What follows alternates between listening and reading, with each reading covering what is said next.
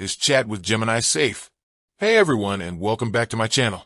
Today, I'm going to be talking about a topic that's been on my mind a lot lately.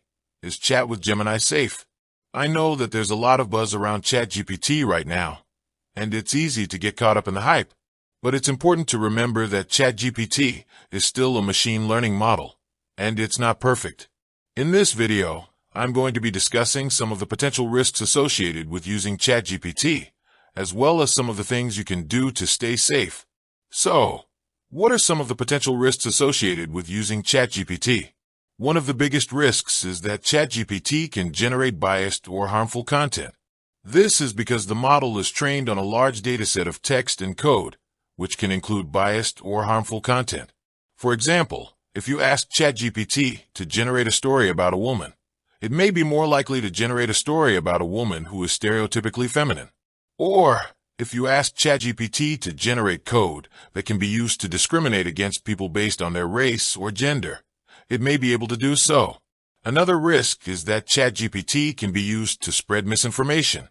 This is because the model can generate text that sounds convincing, even if it's not true. For example, if you ask ChatGPT to generate a story about a conspiracy theory, it may be able to generate a story that sounds plausible, even if it's not based on any evidence. Finally, there's the risk that ChatGPT could be used to create malicious content. This could include things like phishing emails, malware, and ransomware. So, what can you do to stay safe when using ChatGPT? Here are a few tips. Be aware of the limitations of ChatGPT. Remember that it's not a perfect model, and it can generate biased or harmful content. Be critical of the information that ChatGPT generates. Don't just take everything it says at face value. Be careful about using ChatGPT to generate malicious content. If you're not sure whether something is safe, don't do it.